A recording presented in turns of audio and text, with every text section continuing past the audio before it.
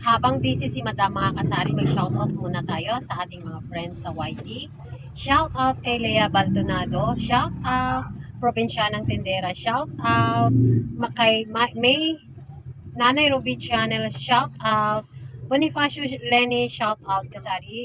Rose and Dave Channel. Maraming salamat sa pagpunta sa ating channel. Shoutout po sa inyo, Madam.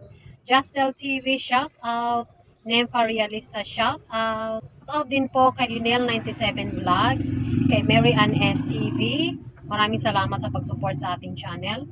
Kay Shami Javier, maraming salamat kasari. Shout out sa iyo. Libuanan Channel, Mangian Ako Channel, Rosalie Green Vlogs, mega love shout out sis.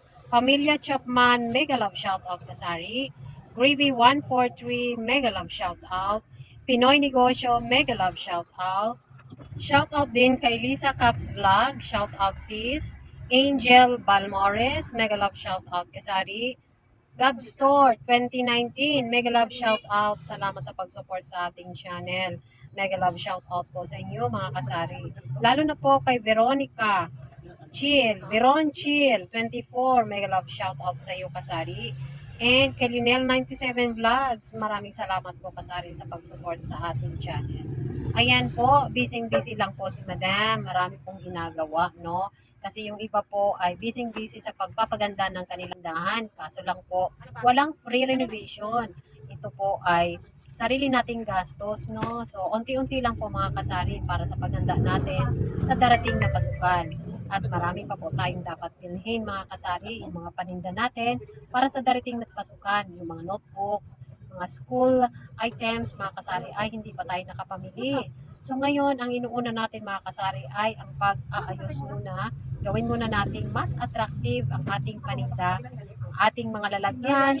Ayan, hindi ko naman po sinabing lahat. Kung ano lang po ang ating kayang gawin mga kasari. Ayan. So, hinay-hinay hanggang sa matapos natin lahat.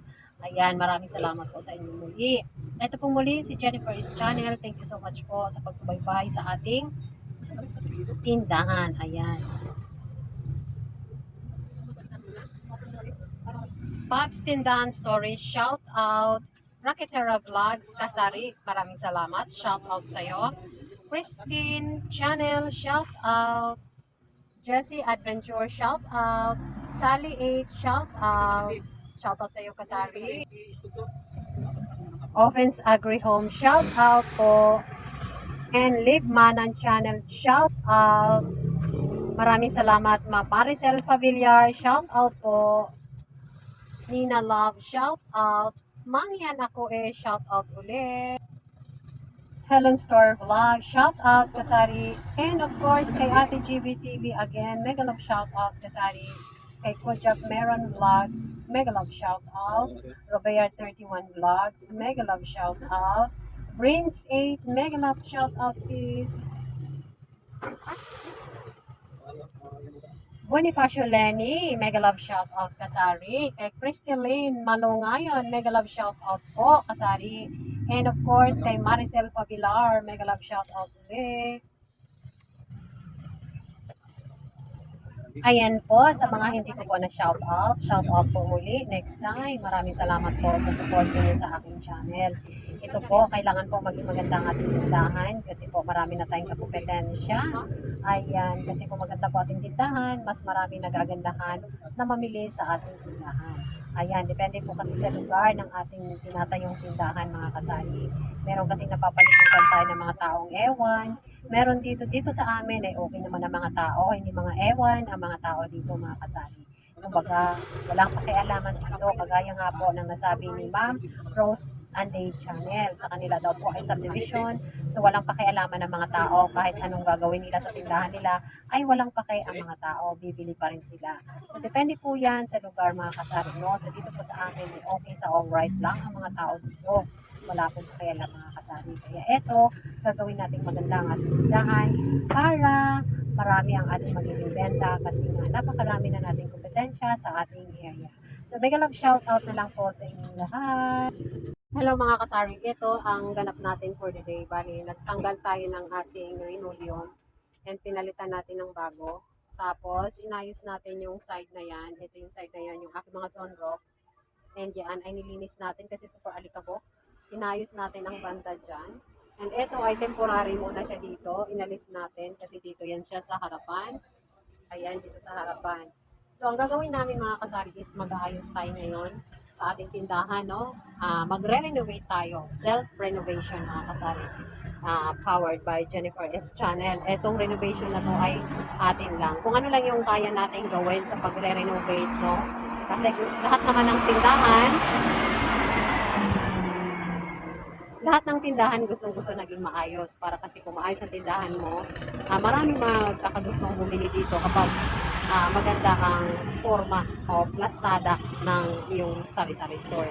So eto dahil hindi tayo covered kay Merrimart Renovation kasi nandito po kami sa Iloilo City and wala dito yung Merrimart wholesale. Hindi pa sila nakarating dito sa aming lugar. So kami-kami lang muna. Kami lang ang magre-renovate sa aming tindahan. So dito kasi mga kasari as you can see, ay meron tayong mga glass dito. So yung mga glass na yan ay gagawin kong island dito sa gitna. Ayan, magiging ganyan dito yan sa gitna. And ito kasi, ito as you can see manipis ito. Ito yung problema ko dito kapag nilagyan ko ng mga mabibigat, hindi siya powerful para sa mga mabibigat na paninda.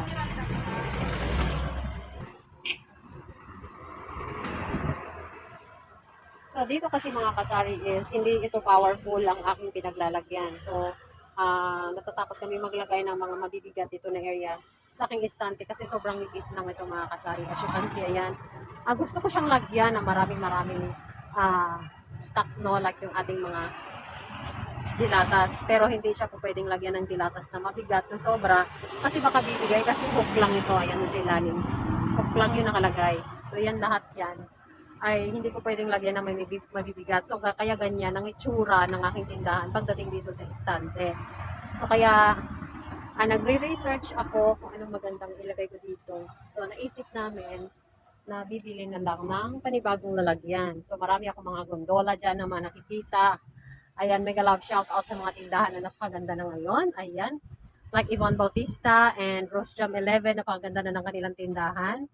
Ayan, so, tayo naman ay gusto ring gumanda ang tindahan natin, no? Kaya tayo dahil hindi tayo covered as I've said before, hindi tayo covered sa Merrimart Renovation Wholesale dahil wala nga dito yung Merrimart.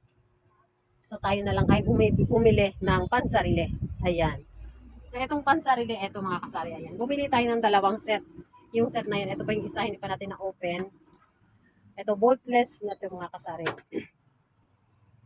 Medyo maganda na ito kasi ano na ito, matibay na kumbaga. Ayan, so yun yung ating binili. Steel na ito mga kasari. And gagawin pa yan ni Paris later. Ang mga yan. So may mga, ganito yung kanya mga stand. Ayan. So ito ay gagawin niya ngayon. Dahil plant namin, kasi dalawa yun. Yung side na to, yung buong side na to, papalitan namin nung estante na yon para medyo matibay na. Kahit lagyan natin ng kahon-kahon na mga dilata dyan, ay powerful na siya mga kasari. So yun ang aming ganap for the day. Mag-aayos at mag-arrange, magre-renovate daw sa aming tindahan. So etong mga glass na to ay gagawin naming island dito sa gitna. Ayan, bali dito siya mapupunta sa gitna. Ito yung aking ilalagay namin yung pwesto kung saan yan siya, no? Para maging maayos ng ating tindahan, tingnan. Ayan. So, ito, mawawala to dito sa gitna. So, pakita natin mamaya sa inyo mga kasari yung ating finish output dito sa ating magiging ayos dito sa ating tindahan. So, see you later mga kasari. So, ito na mga kasari, nabuo na niya yung apat na paa. Ito na may mga tugtong na dito. And dito na nga, oh, ayan. May mga ganito na yan. Anong panahon yan? Rostas. Ayan, so yun, nakalagay niya siya dyan. May mga tornilyo na. Ayan, so bali apat na yun mga kasari na gagawa niya na. So, ilagay na lang namin yun. Ayan yung tatlo. Ayan, so dito lang tayo sa makalat natin na kusina gumagawa mga kasari kasi ito lang yung ating space na nirerentahan. Wala tayong space na malakihan, hindi katulad na sa bahay natin na malawak. So dito lang kami. Space lang kami sa aming space. So ito no, ilalagay natin yan doon mamaya. para maging maganda nating tindahan, no? Wish ko lang maging maganda ang labas niya. So, ayan. So, dito na area is okay na yan dyan. Pag magkapera-pera naman, saka natin papalitan naman dito na area ng dalawang boltless din na yon. So, ipon-ipon lang muna tayo mga kasari para makabili ako ng dalawang ulit na ganon. Para pantay na siya dito sa kabila. Gusto ko kasi maging pantay siya dito. And yung sa kabila naman yun dyan. Para parehas uniform sila. Para maayos ko na talagang mga panindan lang talagang maayos. So, yun ang gusto kong mangyari. Tapos tanggalin namin yung bigas dito sa harapan. Tapos itong glass na to, kasi glass na to mga ito. Siyang ilalagay ko doon sa harap naman, nakaharap naman kasi may glass na sa likod. So yun yung nandyan. And yung bigas natin, ilalagay na natin doon sa loob.